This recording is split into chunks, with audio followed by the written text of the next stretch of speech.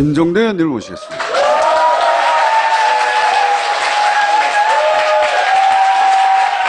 문정인 특보하고 미국을 가셨는데 가신 동안 국내 언론들이 한미동맹이 문정인 특보 때문에 작살났다고 하죠.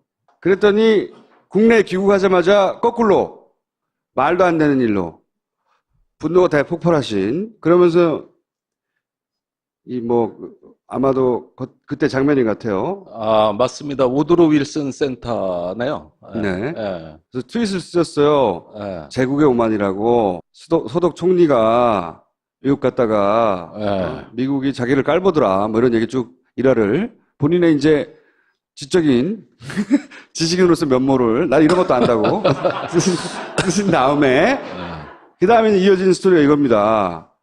특보하고 워싱턴 방문해서 몇 마디 말을 했더니 비아냥도 들리고 미국보다 한국 언론이 난리다.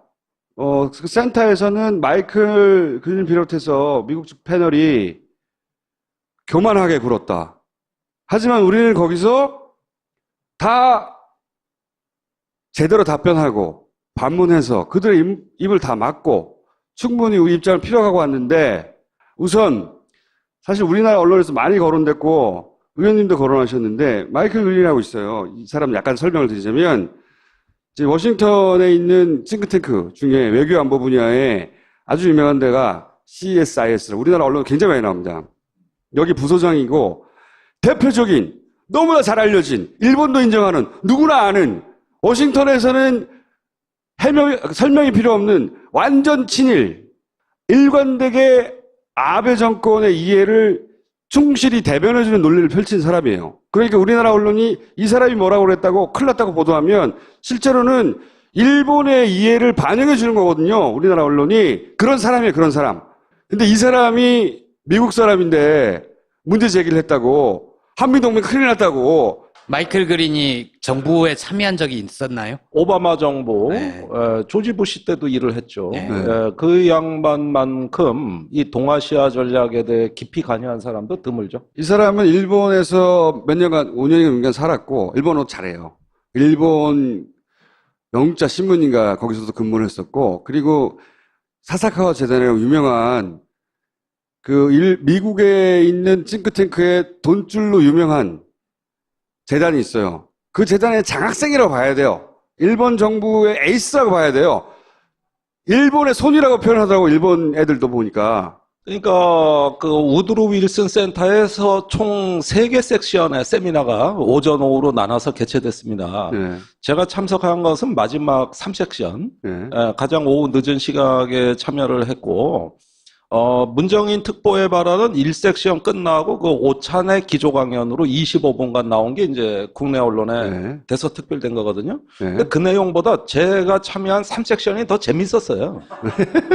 이걸 국내 언론에서 안 써줬어요. 그거는 문정인은 특사고 네. 의원님은 특보. 특보고 네. 의원님은 따라갔고 그래도 그런 격 차이가 있는 거 아닌가요? 그래서 제가 그래서 더 열받았어요. 열받죠. 예.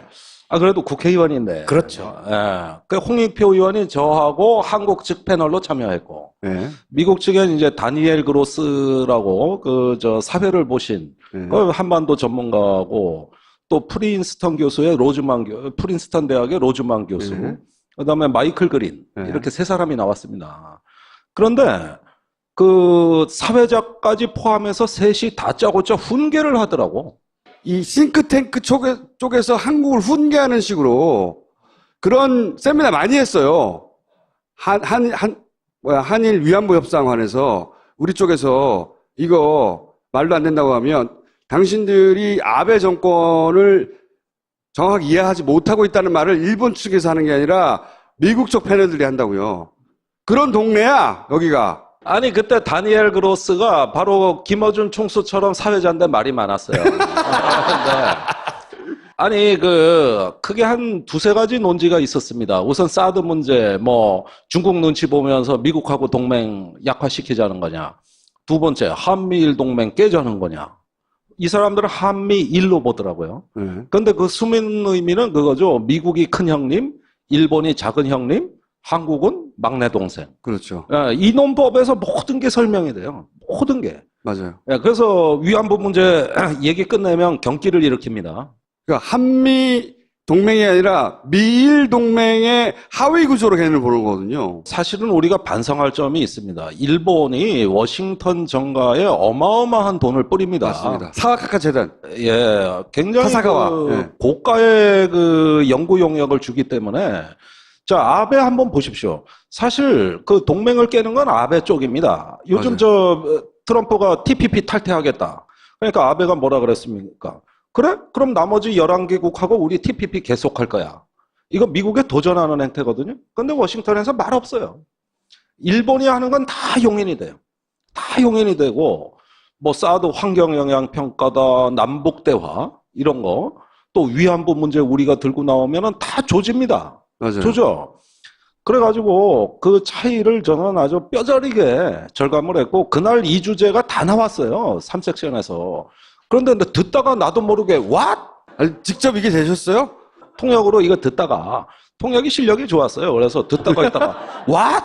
뭐야? 그래가지고 이제 한 바퀴 의례적인 모두 발언이 들어가고 나서 다음 순서에서 그 마이클 그린이 그 발언을 했는데 그럼 다시 제 차례가 와야 되잖아요. 네.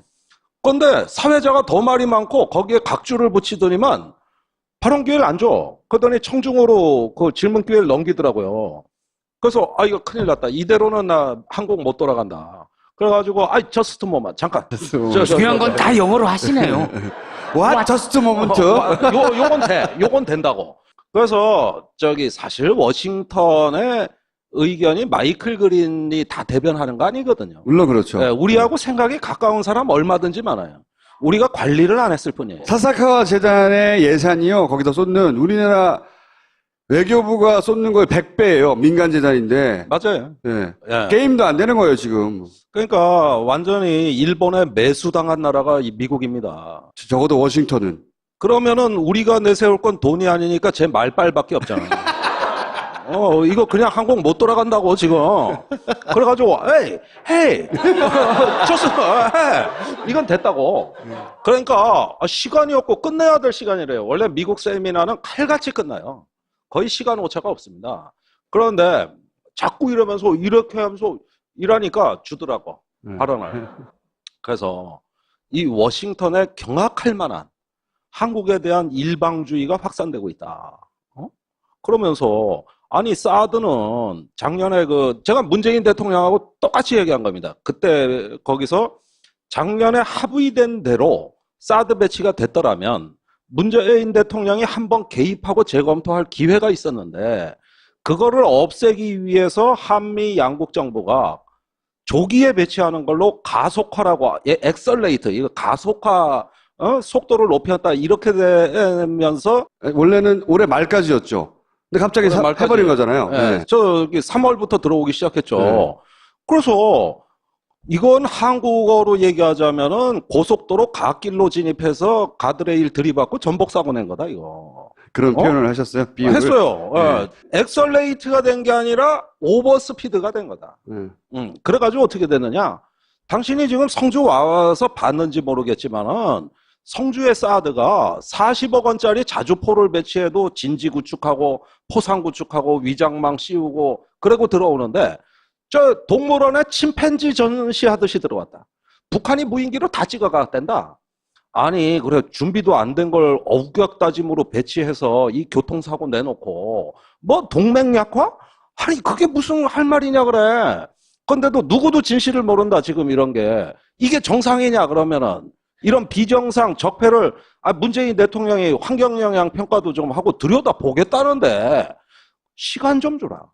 그런데 그것도 아니고 이걸 동맹 깨자는 얘기로 몰아붙이시는데 내가 진짜 이 얘기는 워싱턴에 와서 누가 제대로 설명을 안 한 것 같다. 이랬는데 분이 덜 풀리더라고. 그러니까 막 사회자가 또 빨리 끝내는 거야 이게. 그래가지고 도저히 안 되겠어요. 이게 그래서 한 10분 정도 더 끌었습니다. 그러다가 늦게 끝나가지고 워싱턴 특파원 간담회가 아래층에서 있기로 했는데 네. 그때 아까 사진에 나온 문정인 선생 네. 옆에 제가 앉아야 되는데 이미 진행을 하고 있는 거예요. 네. 갔더니 워싱턴 특파원들이 다 모여 있어. 무지 많이 왔어요. 그래가지고 그 옆에 앉는데 문정인 특보가 마침 사드 질문 막 나오고 있는데 저 당사자가 들어오셨다고 저보고 설명을 하라는 거예요. 그래서 그대로 했죠. 지금 내가 워싱턴에 와보니까 아니 세상에 이런 경우가 있냐 그래. 지금 사드의 실상도 모르고 이런 얘기 조금만 들어가면은 반론도 없으면서 그날 제가 얘기하니까 마이클 그린이 저기 납작 엎드리면서 얼마나 낮게 그건 좀 주관적인 평가 원래 아니에요? 나를 쳐다보지도 않고 얘기하던 친구가 눈이 땡그랗게 떠져서 날 보더니 황급히 마이크를 또 가져가더니 아 sorry 저기 나는 그런 사정 잘 몰랐고 그 다음에 저기 나는 정부에 몸담은 사람이 아니라 학자로서 느낀 대로 얘기했을 뿐이니 이해해달라. 그 깨졌다는 얘기는 언론에 보도가 안 됐어요, 근데. 아니 그러니까 기사를 쓰려면 이런 걸 써주지 왜 문특보만 띄우고 그런 것도 있어. 또 마이클 그린이 이런 질문을 했다고 하던데 그때 의원님 안 계셨는지 모르겠는데 보도되기로는 한국 법상 환경영향평가를 꼭 해야 한다. 아 그 얘기 제가 있을 때 나왔어요. 아, 그래요? 그것도 반박했어요. 그랬더니 마이클 그린이 제가 듣기로는 내가 영어 전문으로 못 봤는데 특례를 만들어서 빨리 배치하라 이런 식으로 얘기했다면서요. 아니 이 친구가 제법 공부를 해왔더라고요. 네. 그 한국의 환경법에 보면은 환경 영향 평가를 받을 경우에 국방부 장관이 기밀을 요하는 그 저 환경 영향 평가를 생략하는 그런 특례 조항이 있다 한국법에. 누가 줬겠죠 정보를. 지가 그래서 한국을 봤을 리가 있나. 그 조항을 적용해서 그냥 가면 되지 무슨 환경 영향 평가냐. 근데 나는 환경법에 그런 조항이 있다는 걸 몰랐어. 네. 그래서 그런가? 그래서 내가 이제 설명을 한 게 그거는 기밀을 요할 때인데 성주에 작년 7월 15일 날 한민구 장관이 가서 계란 맞으면서 주민들에게 약속한 거는 환경영향평가 받겠다. 그리고 자기 몸에다가 그 쏘라는 거 아니야 전자파를. 네. 그래서 다 의혹 밝혀드리겠습니다. 이러고 7월 말에 또 내려가서 그 약속을 했다고. 고로 그 조항엔 해당이 안 된다. 우선 다 공개가 됐고 지난 정부가 약속을 했고 그 다음에 그걸 안 하면 이 배치에 대해서 정당성을 하나도 확보할 수 없기 때문에 궁여지책으로 작년에 지난 정부가 약속을 해준 거다 주민들한테. 그 특례 조항하고 해당 사항이 없다. 그런데 사실 이 질문이 나올 때 문정인 선생이 청중석에 있었다고요. 네. 근데 저 질문 나올 때 문 선생도 음에 큰일 났네. 저거 공부 안 해왔는데 이거 뭐라고 답변하지 하는데 내가 앞에서 너무 시원하게 답변하거든. 요 내용은 저희가 문특보를 한번 모시고 크로스 체크를 하겠습니다. 그때 검증하세요. 저거밖에 답을 못해 이러고 있을 수도 있어요. 그 아니. 청중석에서 일어나서 기립박수를 치던가요? 그래서 듣더니 저거야 하는 표정으로 이러면서 가더라고. 그래서 자 봐라. 이게 진실이다. 한국 국민들이 원하는 거는 사드 배치건 뭐건 간에 대부분 그렇습니다. 세월호 사건이 왜 저렇게 됐습니까? 보상금이 적어서입니까? 대학 특례 입학 안 시켜줬습니까? 그게 아니라 진실 때문이에요. 국민들은 항상 트라우마에 젖어드는 이유가 뭐냐 하면은 내가 겪고 있는 이 일의 진실을 모를 때 사람들은 트라우마를 겪게 돼 있거든요. 사드 문제는 경상북도 성주군 초전면 소성리의 150명의 주민한테 단 한 사람의 정부 당국자도 설명한 적 없습니다. 한 사람도 없어요. 자, 그렇게 하고 밀어붙이고 갔잖아. 새벽에 들어왔는데 들어온 것도 반만 들어왔어. 나머지 4기의 발사대가 외관에 창고에 있습니다. 그 왜 못 들어왔는지 아십니까? 그 발사대는 있는데 거기에 발사대 장전하는 요격 미사일이 안 들어왔어. 그러니까 활은 들어왔는데 화살이 안 들어온 거예요. 그러면 니들이 이런 것까지 준비도 덜 된 포대를 미리 조기에 땡겨서 배치하다가 기어이 사고 났는데 자 북한이 무인기로 다 찍었다. 그러면은 유사시에 북한 무인기 맞습니까? 일단 그렇다 치고 워싱턴에 갔으니까 유사시에 그 사드 포대를 북한이 표적을 잡았기 때문에 재래식 단거리 미사일로 조진다. 그러면 사드는 우주를 보는 무기인데 거기 보고 있는데 밑으로 공격 들어오면은 뭘로 방어할래? 대책도 없어. 포상도 구축 안 하고 위장도 안 돼 있어서 드론으로 다 찍어. 국내 언론에 다 났잖아요. 동네 사람들도 다 찍어요. 북한까지 갈 거 없이. 무슨 전략 무기를 이렇게 비전략적으로 배치해가지고 이건 전략무기가 아니다. 동물원의 침팬지다 이거. 다 구경하라고 그래가지고 자 대한민국 지키기 위해 주한미군 들어와 있다. 주한미군 지키기 위해 사드가 들어와 있다. 그럼 사드는 뭘로 지키냐? 지금 우리가 그때 없었다고 막 말하는 거 아니에요, 지금? 아니 내가 약간 뻥튀긴 했지. 그 짧은 시간에 한 말을 내가 듣기 좋게 네. 조금 더 보태서 네. 하지만 대체로 비슷하게. 그러니까 이런 군사 지식으로 조져야. 그렇죠. 뭐 되게 많이 하는 사람인 줄 알았는데, 그랬더니 또 깨갱해요? 일반이다. 그러더니 벌써 끝났어요.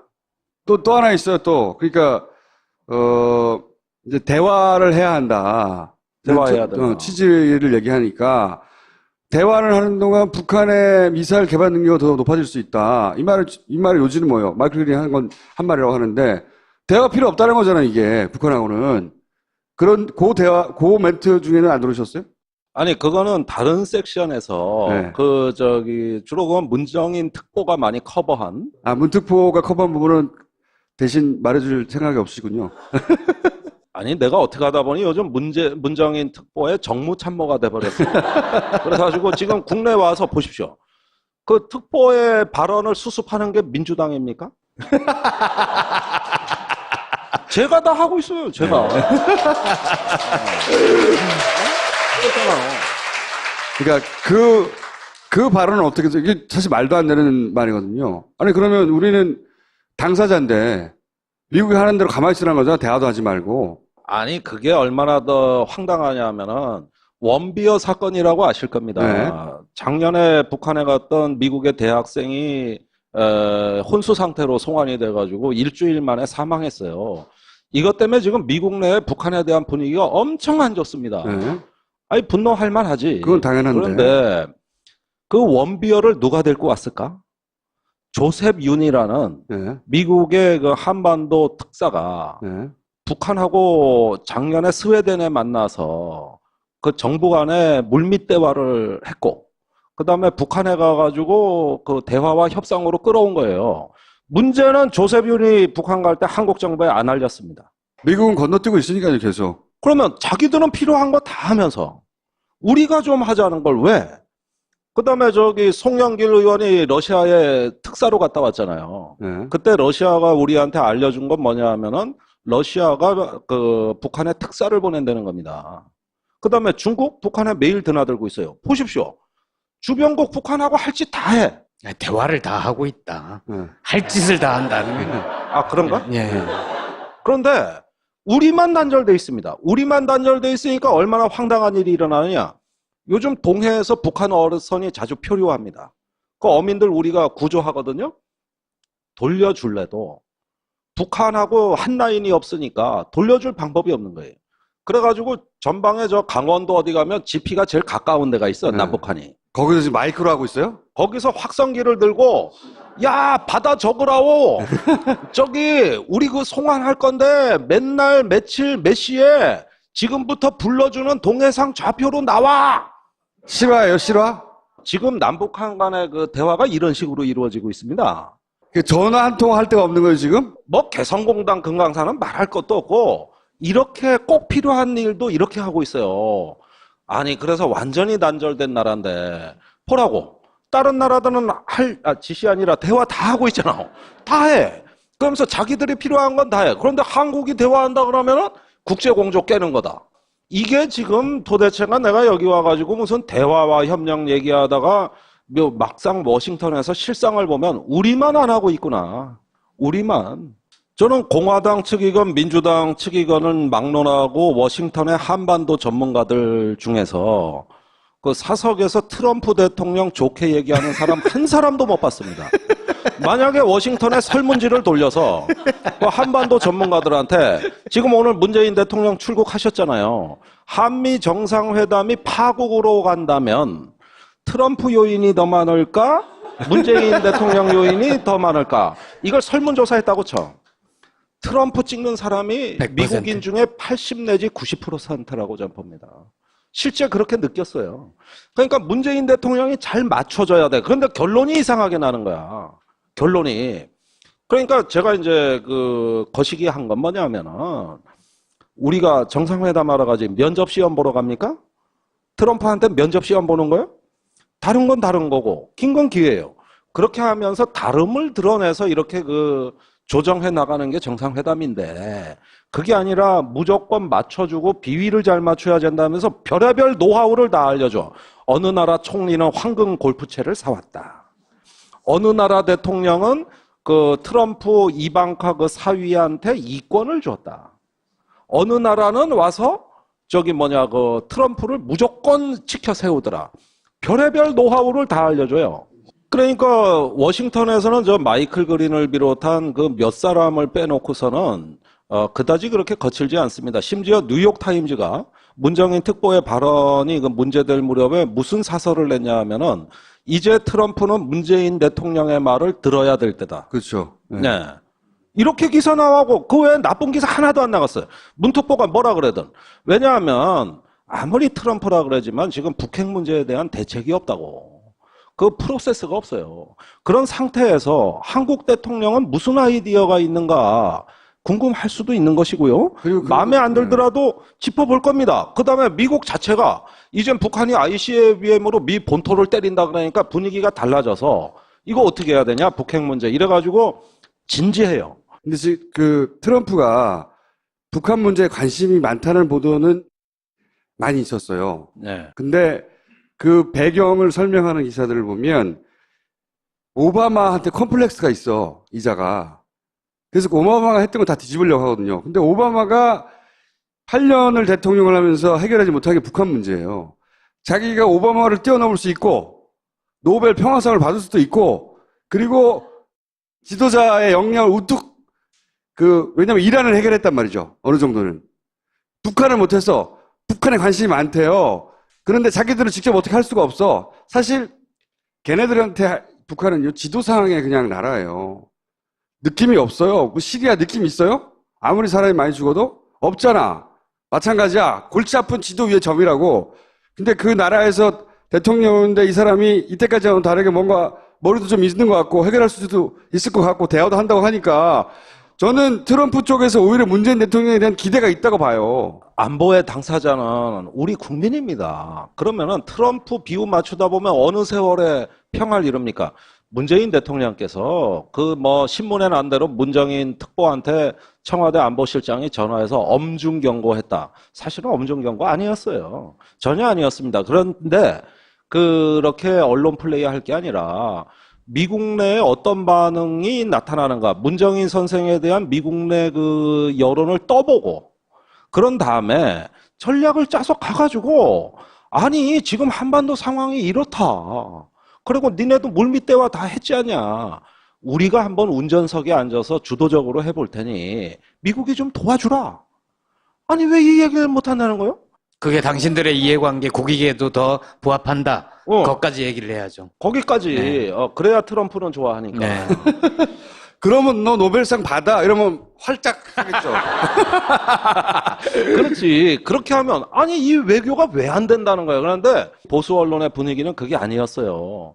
무조건 발목 잡기라고. 그러면은 트럼프가 싫어한다는 얘기인데 아니 도대체 국내 언론의 논조가 마이클 그린 입을 타고 돌아와서 또 일본 언론이 한국에 윽박 지르는 그 논조하고 똑같은 건데. 똑같은 거예요. 맞아요. 네? 근데 그래 국내 들어와가지고 그랬어요. 얼마 전에 한중대화 때 내가 나갔다가 싸대기 한 대 맞은 기분이었는데 이번에 미국 가서 또 싸대기 맞은 기분이다. 국내 들어오니까 언론에 또 싸대기 맞은 기분에 싸대기 3대 발언했거든. 중국한테는 사드 배치한다고 싸대기. 미국에 가니까 사드 배치 빨리 안 한다고 싸대기. 국내에 들어오니까 외국 가서 말 함부로 했다고 싸대기. 이게 뭐냐? 나 그래가지고 돌아오자마자 미국에 잘 다녀왔습니다. 그런데 화풀이부터 해야 되겠습니다. 해가지고 쓰니까 조선일보가 김종대 의원 싸대기 3대 발언 이렇게 써줬잖아요. 싸대기 3대 발언. 자, 지금 덩치 큰 강대국이 막 밀고 들어와서 그 큰 덩치 앞세워서 말이지 작은 나라에 대해 가지고 참 일방주의가 팽배한 거는 이 박근혜 정부 때 눈치 외교 줄서기하게 외교를 어떻게 했길래 제대로 하나 설명도 못 해보고 가가지고 전략자산 배치해준다 그러면 머리 조아리고 땡큐 하다가 이 지경 된 겁니다, 이게. 사드 배치를 하는데 과속해 사고 났다고 그랬잖아요. 가속도를 누가 낸 겁니까? 미국이 그렇게 빨리 서두른 겁니까? 아니면 대통령도 없는 상태에서 청와대에 있는 일부 인사들이 속도를 낸 겁니까? 안보실장이 했다는 썰이 있는 거잖아요, 지금. 로이터 통신에 며칠 전에 문재인 대통령의 말을 한번 보십시오.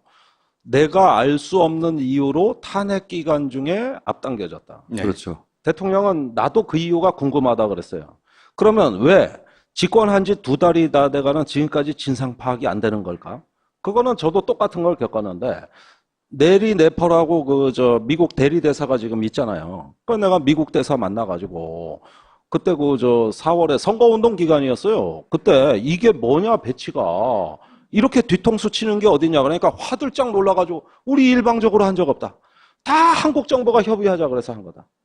한국 정부하고 다 사전 협의하고 한 거다. 우리가 이렇게 하고 싶겠냐 이래더라고. 그러니까 국방부를 만나가지고 이야기를 전하면서 미국에 그렇게 사정할 수 있어요?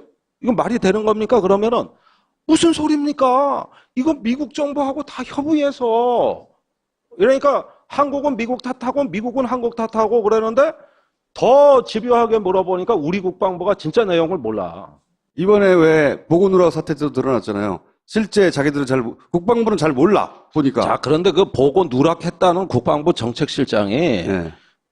최근에 들어온 정책실장이고 사드는 그 이전에 들어왔다고요. 네. 즉 진짜 주범들은 다 보따리 싸가 나갔어요. 어디로 갔어요? 한 명은 독사파가 유명하잖아. 독일 네. 사관학교 출신. 거기 김관진 실장이 이제 독사파 인맥이 있는데 그쪽 라인들이 주도했는데 정책실장은 짐 싸서 미국으로 갔고. 미국으로. 네. 연락도 안 돼. 그다음에 이제 김관진 실장은 어디로 갔나 모르겠어요.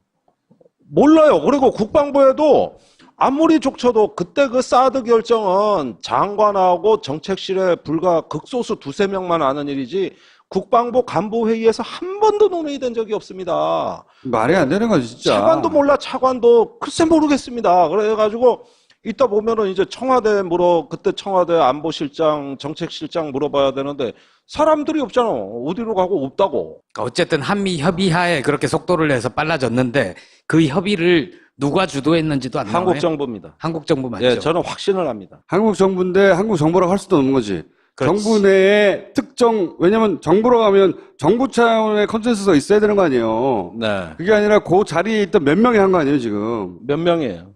그 몇 명이 왜 했을까? 아니, 저는 그렇게 봅니다. 정략적이었다고 봐요. 정략은 정략인데 제 말은 정략 플러스 알파가 있었을까요?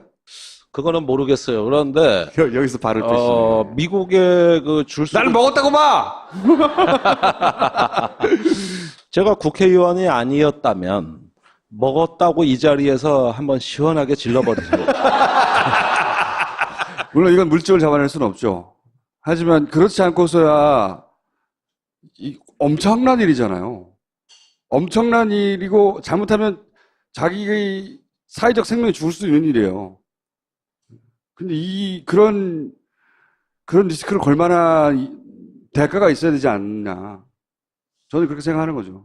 일단 사드가 우리가 사는 무기는 아니기 때문에 이게 무기 거래는 아닙니다. 그러나 미국으로서는 사활적 이익이 있습니다. 사드가 들어오기 시작한 3월 6일 그 전에 무슨 일이 있었냐면은 미국이 중국에 대한 압박에 총공세를 가할 때입니다. 그때 아시잖아요. 필리핀하고 중국 사이에 국제형사재판소에서 남중국해 중국의 재판에서 진다고. 그래가지고 그 남중국해 중국의 그 해상 활동이 불법이 됐어요. 그러면서 중국이 발칵 뒤집어졌을 텐데 미국이 이 사드 논란을 통해서 깨달은 건 뭐냐면은 한국의 사드 배치가 중국의 중요한 압박 수단이 됐다는 것을 깨달은 겁니다. 그게 작년부터 이어져 온 거예요. 그러니까 그때 중국의 미중 정상회담이 4월 초니까 그 전에 중국의 군기를 잡아서 중국의 압박을 가해가지고 정상회담의 주도권을 잡기 위한 총공세가 이루어졌던 시기입니다. 그러니까 사드 배치뿐이 아니에요. 동아시아 전역에서 미국이 중국에 대한 해징, 견제 정책이 최고조로 달했을 때고 그때 이 전격적으로 사드가 들어오기 시작했다는 그러면서 이제 사드가 대선의 한복판으로 들어오기 시작합니다. 그때 안철수 후보가 온통 대선이 사드에 대한 입장을 묻는 게 되니까 사드를 반대했던 국민의당이 입장을 바꾸지 않습니까? 대부분 그렇게 간 거예요. 그러니까 이 사드가 국내 정치에서 그 압박 수단도 되지만은 그 시점 또한 이제 중국에 대한 미국의 그 총공세가 이루어지던 이런 어떤 국제 정세가 있었다고 봐요. 국제 정세는 기본 환경이고 어쨌든 한국 내에서 대선 기간이라고 하는 민감한 시기에 이게 정치인도 그런 결정하기 어려워요. 근데 무슨 공무원이 했다는 얘기잖아요, 지금.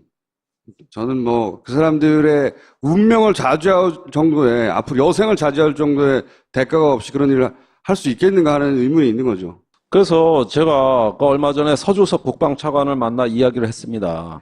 지금 성주의 그 소성리의 어르신들, 할머니들은 거의 트라우마 상태다. 지난 정부하고 다르다는 면모를 보여주려면 사드 문제가 풀기 어렵다면 이것부터 해라. 성주에 가서 할머니들 손잡고 위로해드려라.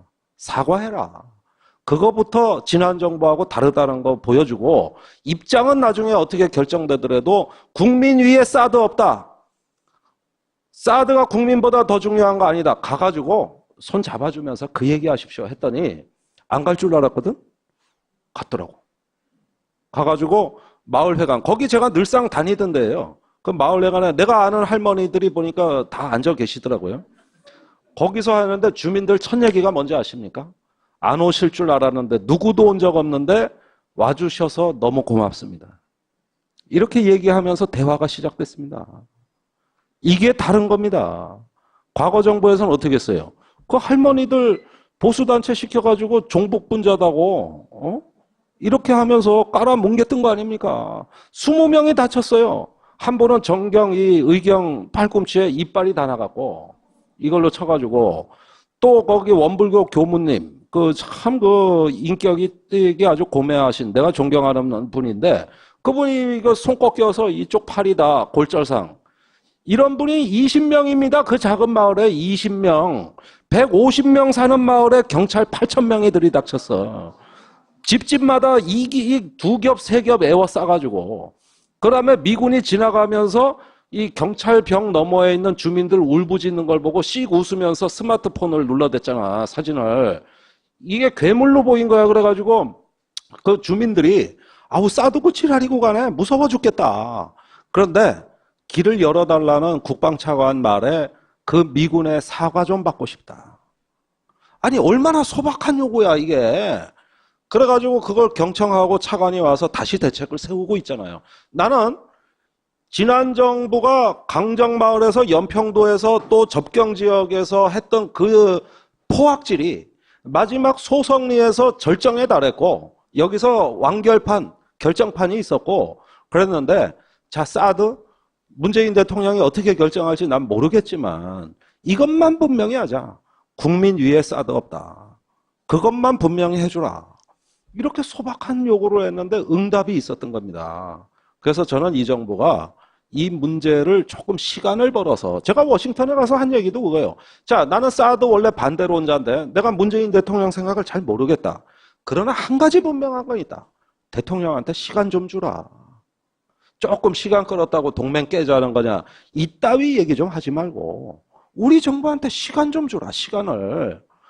불법으로 했다. 그거 어려운 일 아니다. 그러니까 대부분 설득이 돼. 대부분 설득이 된다고. 자, 큰일하고 돌아오신 의원님께 박수 부탁드립니다. 자, 야, 감사합니다. 알겠습니다. 왜 문특보만 띄우고 그런 것도 있어. 또 마이클 그린이 이런 질문을 했다고 하던데 그때 의원님 안 계셨는지 모르겠는데 보도되기로는 한국 법상 환경영향평가를 꼭 해야 한다.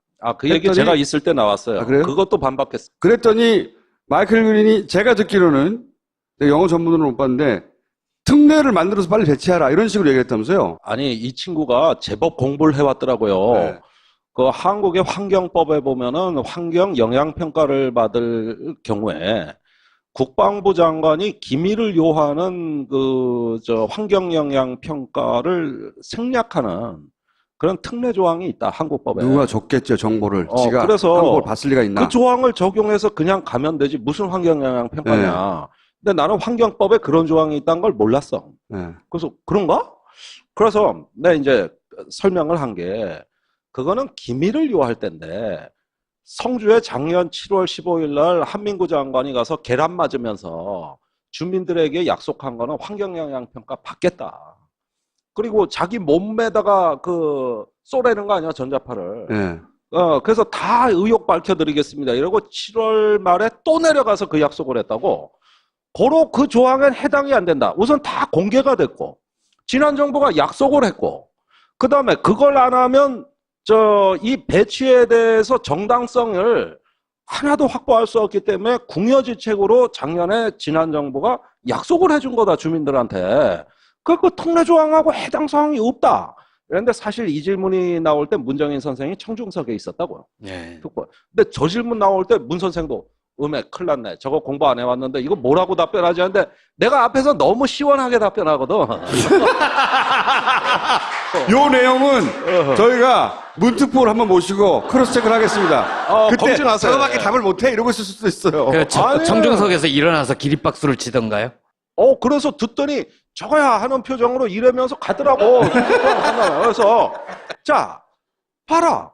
이게 진실이다. 한국 국민들이 원하는 거는 사드 배치건 뭐건 간에 대부분 그렇습니다. 세월호 사건이 왜 저렇게 됐습니까? 보상금이 적어서입니까? 대학 특례 입학 안 시켜줬습니까? 그게 아니라 진실 때문이에요. 국민들은 항상 트라우마에 젖어드는 이유가 뭐냐 하면은 내가 겪고 있는 이 일의 진실을 모를 때 사람들은 트라우마를 겪게 돼 있거든요. 사드 문제는 경상북도 성주군 초전면 소성리의 150명의 주민한테 단 한 사람의 정부 당국자도 설명한 적 없습니다. 한 사람도 없어요. 자, 그렇게 하고 밀어붙이고 갔잖아. 새벽에 들어왔는데 들어온 것도 반만 들어왔어. 나머지 4기의 발사대가 외관에 창고에 있습니다. 그 왜 못 들어왔는지 아십니까? 그 발사대는 있는데 거기에 발사대 장전하는 요격 미사일이 안 들어왔어. 그러니까 활은 들어왔는데 화살이 안 들어온 거예요.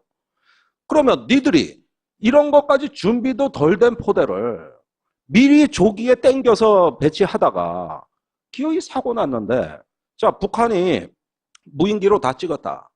그러면은 유사시에 북한 무인기 맞습니까? 일단 그렇다 치고 워싱턴에 가서니까 유사시에 그 사드 포대를 북한이 표적을 잡았기 때문에 재래식 단거리 미사일로 조진다.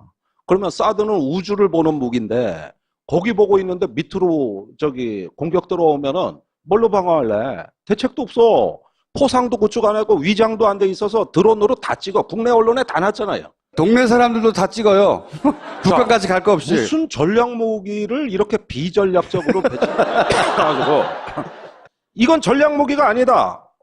동물원의 침팬지다 이거. 다 구경하라고 그래가지고 자, 대한민국 지키기 위해 주한미군 들어와 있다. 주한미군 지키기 위해 사드가 들어와 있다. 그럼 사드는 뭘로 지키냐? 지금 우리가 그때 없었다고 막 말하는 거 아니에요, 지금? 아니, 내가 약간 뻥튀긴 했지. 그 짧은 시간에 한 말을 내가 듣기 좋게 조금 더 보태서 하지만 대체로 비슷하게. 그러니까 이런 군사 지식으로 조져야. 그렇죠. 뭐 되게 많이 하는 사람인 줄 알았는데, 그랬더니 또 깨갱해요. 그러더니 벌써 끝났어요. 또 하나 있어요, 또. 그러니까, 이제 대화를 해야 한다. 대화해야 된다. 취지를 얘기하니까, 대화를 하는 동안 북한의 미사일 개발 능력이 더 높아질 수 있다. 이 말의 요지는 뭐예요? 마이클 그린이 한 말이라고 하는데, 대화 필요 없다는 거잖아요, 이게. 북한하고는. 그 멘트 중에는 안 들으셨어요? 아니, 그거는 다른 섹션에서, 주로 그건 문정인 특보가 많이 커버한. 문특보가 커버한 부분은 대신 말해줄 생각이 없으시군요. 아니, 내가 어떻게 하다 보니 요즘 문정인 특보의 정무참모가 돼버렸어요. 그래가지고 지금 국내 와서 보십시오. 그 특보의 발언을 수습하는 게 민주당입니까? 제가 다 하고 사실 그 동맹을 깨는 건 아베 쪽입니다. 요즘 맞아요. 트럼프가 TPP 탈퇴하겠다. 그러니까 아베가 뭐라 그랬습니까? 그래? 그럼 나머지 11개국하고 우리 TPP 계속할 거야. 이거 미국에 도전하는 행태거든요. 근데 워싱턴에서 말 없어요. 일본이 하는 건 다 용인이 돼요. 다 용인이 되고 뭐 사드 환경영향평가다, 남북대화 이런 거, 또 위안부 문제 우리가 들고 나오면은 다 조집니다. 맞아요. 조져.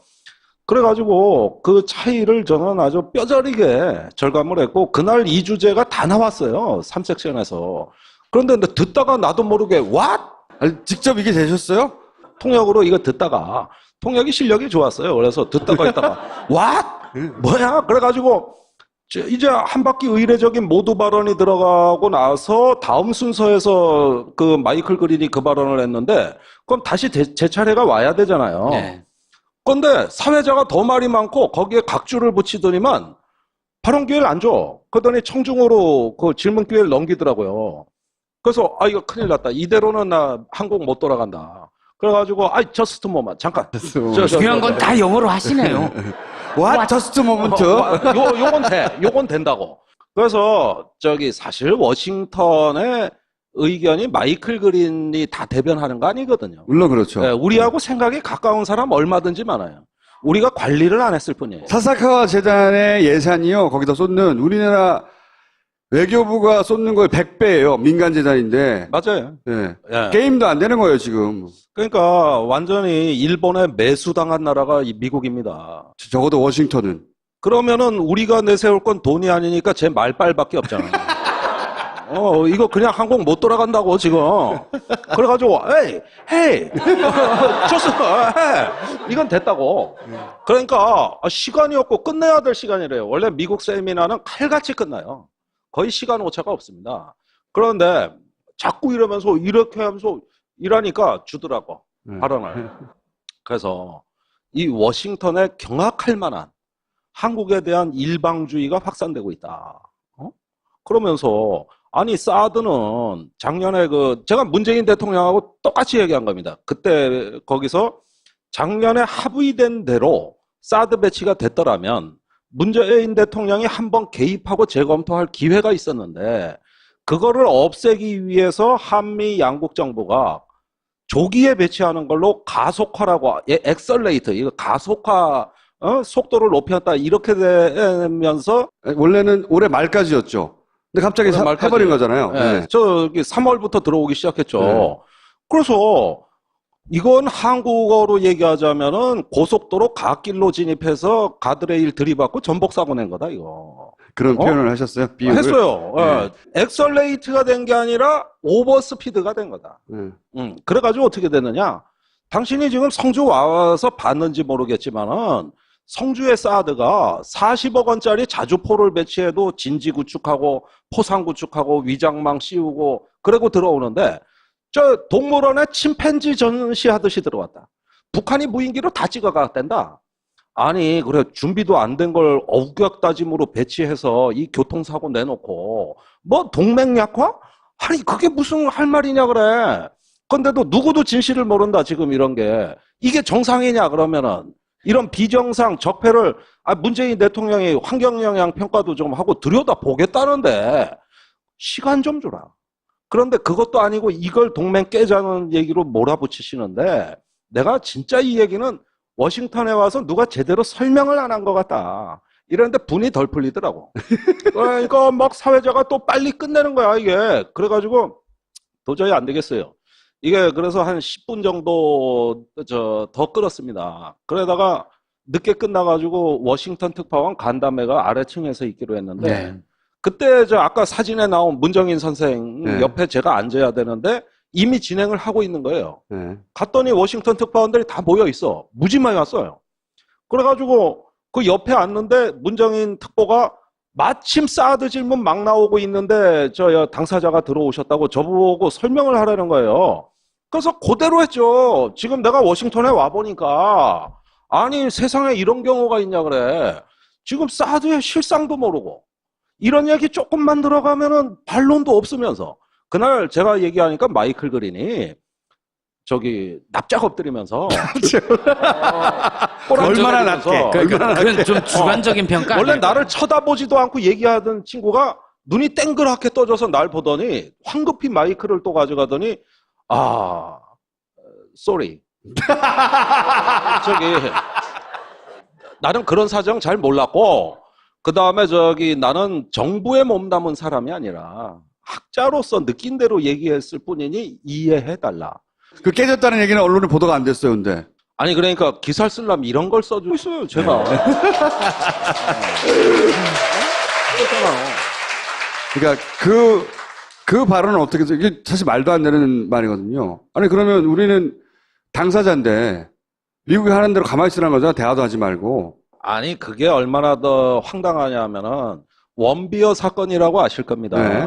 작년에 북한에 갔던 미국의 대학생이 혼수 상태로 송환이 돼가지고 일주일 만에 사망했어요.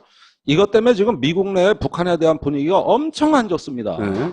아니 분노할 만하지. 그건 당연한데. 그런데 그 원비어를 누가 데리고 왔을까? 조셉 윤이라는 네. 미국의 그 한반도 특사가 네. 북한하고 작년에 스웨덴에 만나서 그 정부 간에 물밑 대화를 했고, 그 다음에 북한에 가가지고 그 대화와 협상으로 끌어온 거예요. 문제는 조셉 윤이 북한 갈 때 한국 정부에 안 알렸습니다. 미국은 건너뛰고 있으니까요, 계속. 그러면 자기들은 필요한 거 다 하면서 우리가 좀 하자는 걸 왜? 그 다음에 송영길 의원이 러시아에 특사로 갔다 왔잖아요. 네. 그때 러시아가 우리한테 알려준 건 뭐냐 하면은 러시아가 그 북한에 특사를 보낸다는 겁니다. 그 다음에 중국, 북한에 매일 드나들고 있어요. 보십시오. 주변국 북한하고 할 짓 다 해. 대화를 다 하고 있다. 네. 할 짓을 다 한다는 거예요. 아, 그런가? 예. 그런데 우리만 단절돼 있습니다. 우리만 단절돼 있으니까 얼마나 황당한 일이 일어나느냐. 요즘 동해에서 북한 어선이 자주 표류합니다. 그 어민들 우리가 구조하거든요. 돌려줄래도 북한하고 한 라인이 없으니까 돌려줄 방법이 없는 거예요. 그래가지고 전방에 강원도 어디 가면 지피가 제일 가까운 데가 있어. 네. 남북한이. 거기서 지금 마이크로 하고 있어요? 거기서 확성기를 들고 야 받아 적으라오. 우리 그 송환할 건데 맨날 며칠 몇 시에 지금부터 불러주는 동해상 좌표로 나와. 실화예요, 실화? 지금 남북한 간의 그 대화가 이런 식으로 이루어지고 있습니다. 전화 한 통 할 데가 없는 거예요, 지금? 뭐 개성공단 금강산은 말할 것도 없고 이렇게 꼭 필요한 일도 이렇게 하고 있어요. 아니 그래서 완전히 단절된 나라인데 보라고 다른 나라들은 짓이 아니라 대화 다 하고 있잖아. 다 해. 그러면서 자기들이 필요한 건 다 해. 그런데 한국이 대화한다 그러면은 국제공조 깨는 거다. 이게 지금 도대체가 내가 여기 와가지고 무슨 대화와 협력 얘기하다가 막상 워싱턴에서 실상을 보면 우리만 안 하고 있구나. 우리만. 저는 공화당 측이건 민주당 측이건은 막론하고 워싱턴의 한반도 전문가들 중에서 그 사석에서 트럼프 대통령 좋게 얘기하는 사람 한 사람도 못 봤습니다. 만약에 워싱턴에 설문지를 돌려서 그 한반도 전문가들한테 지금 오늘 문재인 대통령 출국하셨잖아요. 한미 정상회담이 파국으로 간다면 트럼프 요인이 더 많을까? 문재인 대통령 요인이 더 많을까? 이걸 설문조사했다고 쳐. 트럼프 찍는 사람이 100%. 미국인 중에 80 내지 90%라고 저는 봅니다. 실제 그렇게 느꼈어요. 그러니까 문재인 대통령이 잘 맞춰줘야 돼. 그런데 결론이 이상하게 나는 거야. 결론이. 그러니까 제가 이제 그 거시기 한 건 뭐냐면은 우리가 정상회담하러 가지 면접 시험 보러 갑니까? 트럼프한테 면접 시험 보는 거예요? 다른 건 다른 거고 긴 건 기회예요. 그렇게 하면서 다름을 드러내서 이렇게 그 조정해 나가는 게 정상회담인데 그게 아니라 무조건 맞춰주고 비위를 잘 맞춰야 된다면서 별의별 노하우를 다 알려줘. 어느 나라 총리는 황금 골프채를 사왔다. 어느 나라 대통령은 그 트럼프 이방카 그 사위한테 이권을 줬다. 어느 나라는 와서 그 트럼프를 무조건 지켜 세우더라. 별의별 노하우를 다 알려줘요. 그러니까 워싱턴에서는 저 마이클 그린을 비롯한 그 몇 사람을 빼놓고서는 그다지 그렇게 거칠지 않습니다. 심지어 뉴욕 타임즈가 문정인 특보의 발언이 그 문제될 무렵에 무슨 사설을 냈냐 하면은 이제 트럼프는 문재인 대통령의 말을 들어야 될 때다. 그렇죠. 네. 네. 이렇게 기사 나가고 그 외에 나쁜 기사 하나도 안 나갔어요. 문톡보가 뭐라 그러든. 왜냐하면 아무리 트럼프라 그러지만 지금 북핵 문제에 대한 대책이 없다고. 그 프로세스가 없어요. 그런 상태에서 한국 대통령은 무슨 아이디어가 있는가 궁금할 수도 있는 것이고요. 그리고 마음에 안 들더라도 짚어볼 겁니다. 그 다음에 미국 자체가 이젠 북한이 ICBM으로 미 본토를 때린다 그러니까 분위기가 달라져서 이거 어떻게 해야 되냐 북핵 문제 이래가지고 진지해요. 근데 지금 그 트럼프가 북한 문제에 관심이 많다는 보도는 많이 있었어요. 네. 근데 그 배경을 설명하는 기사들을 보면 오바마한테 컴플렉스가 있어, 이자가. 그래서 오바마가 했던 거 다 뒤집으려고 하거든요. 근데 오바마가 8년을 대통령을 하면서 해결하지 못한 게 북한 문제예요. 자기가 오바마를 뛰어넘을 수 있고 노벨 평화상을 받을 수도 있고 그리고 지도자의 역량을 우뚝 왜냐면 이란을 해결해. 김종대 의원님을 모시겠습니다.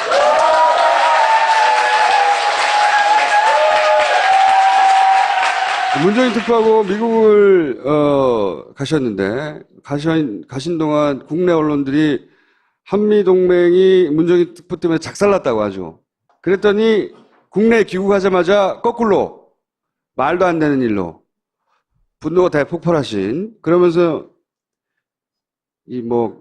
아마도 그때 장면인 것 같아요. 아, 맞습니다. 우드로 윌슨 센터네요. 네. 예. 그래서 트윗을 쓰셨어요. 예. 제국의 오만이라고 소독 총리가 미국 갔다가 예. 미국이 자기를 깔보더라 뭐 이런 얘기 쭉 일화를 본인의 이제 지적인 지식인으로서 면모를 난 이런 것도 안다고 쓰신 다음에 그 다음에 이어진 스토리가 이겁니다. 특보하고 워싱턴 방문해서 몇 마디 말을 했더니 비아냥도 들리고 미국보다 한국 언론이 난리다. 그 센터에서는 마이클 그린 비롯해서 미국 측 패널이 교만하게 굴었다. 하지만 우리는 거기서 다 제대로 답변하고 반문해서 그들의 입을 다 막고 충분히 우리 입장을 피력하고 왔는데 우선 사실 우리나라 언론에서 많이 거론됐고 의원님도 거론하셨는데 마이클 그린이라고 있어요. 이 사람 약간 설명을 드리자면 이제 워싱턴에 있는 싱크탱크 중에 외교안보 분야에 아주 유명한 데가 CSIS 우리나라 언론 굉장히 많이 나옵니다.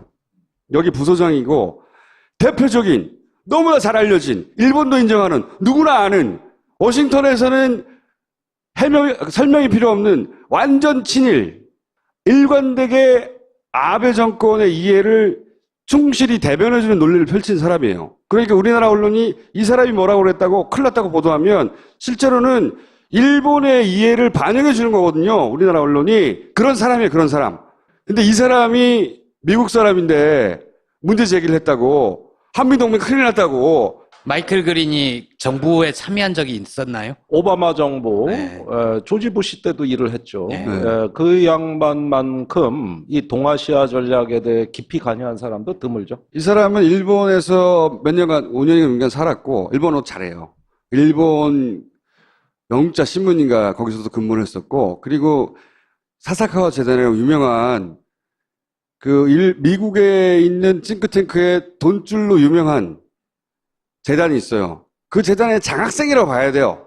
일본 정부의 에이스라고 봐야 돼요. 일본의 손이라고 표현하더라고, 일본 애들도 보니까. 그러니까 그 우드로 윌슨 센터에서 총 3개 섹션의 세미나가 오전 오후로 나눠서 개최됐습니다. 네. 제가 참석한 것은 마지막 3섹션, 네. 가장 오후 늦은 시각에 참여를 했고 문정인 특보의 발언은 1섹션 끝나고 그 오찬의 기조 강연으로 25분간 나온 게 이제 국내 언론에 네. 대서특필된 거거든요. 네. 근데 그 내용보다 제가 참여한 3섹션이 더 재밌었어요. 이걸 국내 언론에서 안 써줬어요. 그거는 문정인은 특사고 네. 의원님은 특보. 따라간 특보고 네. 의원님은 따라갔고 그래도 그런 격 차이가 있는 거 아닌가요? 그래서 제가 그래서 더 열받았어요. 열받죠. 예. 아, 그래도 국회의원인데. 그렇죠. 예. 그 홍익표 의원이 저하고 한국 측 패널로 참여했고, 네. 미국 측엔 이제 다니엘 그로스라고 사회를 보신 네. 그 한반도 전문가고, 또 프린스턴 대학의 로즈만 교수, 네. 그다음에 마이클 그린, 네. 이렇게 세 사람이 나왔습니다. 그런데 그 사회자까지 포함해서 셋이 다짜고짜 훈계를 하더라고. 이 싱크탱크 쪽에서 한국을 훈계하는 식으로 그런 세미나 많이 했어요. 한일 위안부 협상관에서 우리 쪽에서 이거 말도 안 된다고 하면 당신들이 아베 정권을 정확히 이해하지 못하고 있다는 말을 일본 측에서 하는 게 아니라 미국 쪽 패널들이 한다고요. 그런 동네야, 여기가. 아니, 그때 다니엘 그로스가 바로 김어준 총수처럼 사회자인데 말이 많았어요. 아니, 크게 한 두세 가지 논지가 있었습니다. 우선 사드 문제, 중국 눈치 보면서 미국하고 동맹 약화시키자는 거냐. 두 번째, 한미일 동맹 깨자는 거냐. 이 사람들은 한미일로 보더라고요. 그런데 그 숨은 의미는 그거죠. 미국이 큰 형님, 일본이 작은 형님, 한국은 막내 동생. 그렇죠. 이 논법에서 모든 게 설명이 돼요. 모든 게. 맞아요. 그래서 위안부 문제 얘기 끝내면 경기를 일으킵니다. 그러니까 한미 동맹이 아니라 미일 동맹의 하위 구조로 걔네를 보는 거거든요. 사실은 우리가 반성할 점이 있습니다. 일본이 워싱턴 정가에 어마어마한 돈을 뿌립니다. 맞습니다. 사와카카 재단. 예, 굉장히 사사가와. 예. 고가의 연구 용역을 주기 때문에 자, 아베 한번 보십시오. 했단 말이죠. 어느 정도는. 북한을 못해서 북한에 관심이 많대요. 그런데 자기들은 직접 어떻게 할 수가 없어. 사실 걔네들한테 북한은요, 지도상의 그냥 나라예요. 느낌이 없어요. 뭐 시리아 느낌 있어요? 아무리 사람이 많이 죽어도? 없잖아. 마찬가지야. 골치 아픈 지도 위의 점이라고. 근데 그 나라에서 대통령인데 이 사람이 이때까지와는 다르게 뭔가 머리도 좀 있는 것 같고 해결할 수도 있을 것 같고 대화도 한다고 하니까 저는 트럼프 쪽에서 오히려 문재인 대통령에 대한 기대가 있다고 봐요. 안보의 당사자는 우리 국민입니다. 그러면은 트럼프 비유 맞추다 보면 어느 세월에 평화를 이룹니까? 문재인 대통령께서 신문에 난 대로 문정인 특보한테 청와대 안보실장이 전화해서 엄중 경고했다. 사실은 엄중 경고 아니었어요. 전혀 아니었습니다. 그런데 그렇게 언론 플레이 할 게 아니라 미국 내에 어떤 반응이 나타나는가. 문정인 선생에 대한 미국 내 여론을 떠보고 그런 다음에 전략을 짜서 가가지고 아니 지금 한반도 상황이 이렇다. 그리고 니네도 물밑대화 다 했지 않냐. 우리가 한번 운전석에 앉아서 주도적으로 해볼 테니 미국이 좀 도와주라. 아니 왜 이 얘기를 못한다는 거예요? 그게 당신들의 이해관계 국익에도 더 부합한다. 그것까지 얘기를 해야죠. 거기까지. 네. 그래야 트럼프는 좋아하니까. 네. 그러면 너 노벨상 받아 이러면 활짝 하겠죠. 그렇지. 그렇게 하면 아니 이 외교가 왜 안 된다는 거야. 그런데 보수 언론의 분위기는 그게 아니었어요. 무조건 발목 잡기라고. 그러면은 트럼프가 싫어한다는 얘기인데 아니 도대체 국내 언론의 논조가 마이클 그린 입을 타고 돌아와서 또 일본 언론이 한국에 윽박 지르는 그 논조하고 똑같은 건데. 똑같은 거예요. 맞아요. 근데 그래 국내 들어와가지고 그랬어요. 얼마 전에 한중 대화 때 내가 나갔다가 싸대기 한 대 맞은 기분이었는데 이번에 미국 가서 또 싸대기 맞은 기분이다. 국내 들어오니까 언론에 또 싸대기 맞은 기분에 싸대기 3대 발언했거든. 중국한테는 사드 배치한다고 싸대기. 미국에 가니까 사드 배치 빨리 안 한다고 싸대기. 국내에 들어오니까 외국 가서 말 함부로 했다고 싸대기. 이게 뭐냐? 나 그래가지고 돌아오자마자 미국에 잘 다녀왔습니다. 그런데 화풀이부터 해야 되겠습니다. 해가지고 쓰니까 조선일보가 김종대 의원 싸대기 3대 발언 이렇게 써줬잖아요. 싸대기 3대 발언. 자, 지금 덩치 큰 강대국이 막 밀고 들어와서 그 큰 덩치 앞세워서 말이지 작은 나라에 대해 가지고 참 일방주의가 팽배한 거는 이 박근혜 정부 때 눈치 외교 줄서기 하게 외교를 어떻게 했길래 제대로 하나 설명도 못 해보고 가가지고 전략자산 배치해준다 그러면 머리 조아리고 땡큐 하다가 이 지경 된 겁니다, 이게. 사드 배치를 하는데 사고 났다고 그랬잖아요. 가속도를 누가 낸 겁니까? 미국이 그렇게 빨리 서두른 겁니까? 아니면 대통령도 없는 상태에서 청와대에 있는 일부 인사들이 속도를 낸 겁니까? 안보실장이 했다는 썰이 있는 거잖아요, 지금. 로이터 통신에 며칠 전에 문재인 대통령의 말을 한번 보십시오. 내가 알 수 없는 이유로 탄핵 기간 중에 앞당겨졌다. 네. 그렇죠. 대통령은 나도 그 이유가 궁금하다 그랬어요. 그러면 왜 집권한 지 2달이 다 돼가는 지금까지 진상 파악이 안 되는 걸까? 그거는 저도 똑같은 걸 겪었는데, 내리 네퍼라고 미국 대리 대사가 지금 있잖아요. 그 내가 미국 대사 만나가지고 그때 4월에 선거운동 기간이었어요. 그때 이게 뭐냐 배치가 이렇게 뒤통수 치는 게 어디냐 그러니까 화들짝 놀라가지고 우리 일방적으로 한 적 없다. 다 한국 정부가 협의하자 그래서 한 거다. 한국 정부하고 다 사전 협의하고 한 거다. 우리가 이렇게 하고 싶겠냐 이래더라고. 그러니까 국방부를 만나가지고 이야기를 전하면서 미국에 그렇게 사정할 수 있어요? 이건 말이 되는 겁니까? 그러면은 무슨 소리입니까? 이건 미국 정부하고 다 협의해서 그러니까 한국은 미국 탓하고 미국은 한국 탓하고 그러는데 더 집요하게 물어보니까 우리 국방부가 진짜 내용을 몰라. 이번에 왜 보고누락 사태도 드러났잖아요. 실제 자기들은 국방부는 잘 몰라, 보니까. 자, 그런데 그 보고 누락했다는 국방부 정책실장이 네. 최근에 들어온 정책실장이고 사드는 그 이전에 들어왔다고요. 네. 즉 진짜 주범들은 다 보따리 싸가 나갔어요. 어디로 갔어요? 한 명은 독사파가 유명하잖아. 독일 사관학교 출신. 거기 김관진 실장이 이제 독사파 인맥이 있는데 그쪽 라인들이 주도했는데 그 정책실장은 짐 싸서 미국으로 갔고. 미국으로. 예. 연락도 안 돼. 그다음에 이제 김관진 실장은 어디로 갔나 모르겠어요. 몰라요. 그리고 국방부에도 아무리 족쳐도 그때 그 사드 결정은 장관하고 정책실에 불과 극소수 2~3명만 아는 일이지 국방부 간부 회의에서 한 번도 논의된 적이 없습니다. 말이 안 되는 거지, 진짜. 차관도 몰라, 차관도 글쎄 모르겠습니다. 그래가지고 이따 보면은 이제 그때 청와대 안보실장, 정책실장 물어봐야 되는데 사람